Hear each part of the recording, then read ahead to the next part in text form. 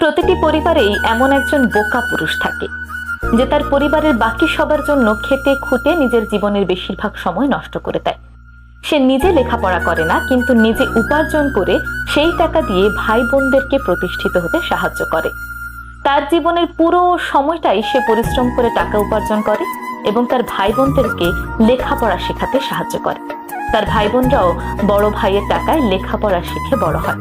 একটা সময় পর তারা প্রতিষ্ঠিত হয়, বড় বড় চাকরিও করে এবং তারা নিজেদের আখের গুছিয়ে সুন্দর করে আলাদা হয়ে যায়।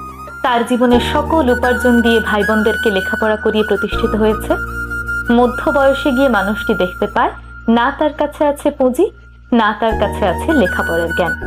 যেই লেখাপড়াকে ব্যবহার করে সে আবার নতুন করে তার জীবনের পথটাকে গুছিয়ে নিতে পারে।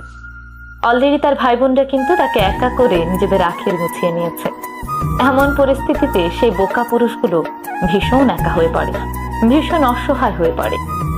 যদিও এই গল্পটি সবার সঙ্গে মিলবে না, সব ভাই বোনরা তো আর এতটা স্বার্থপর হয় না, তবুও বাংলাদেশের অনেক পরিবারে খোঁজ নিয়ে দেখবেন এই গল্পটি ঠিক মিলে যাবে।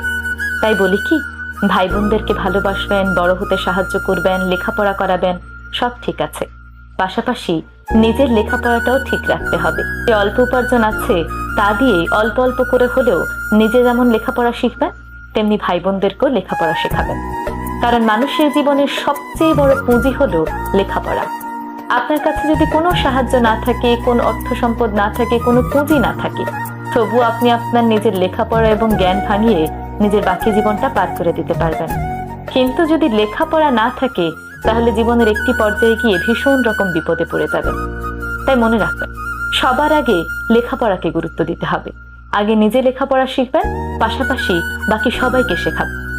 আমি এই ভিডিওর মাধ্যমে কোনোভাবেই ভাই বোনদেরকে সাহায্য করাকে ডিমোটিভেট করছি না, বরং আমি বোঝাতে চাচ্ছি নিজের লেখাপড়াটাকে ঠিক রাখুন। নিজের লেখাপড়া বন্ধ করে অন্যের উপকার করতে যাবেন না, তাহলে দেখবেন দিন শেষে আপনি নিজেই একা হয়ে পড়েছেন।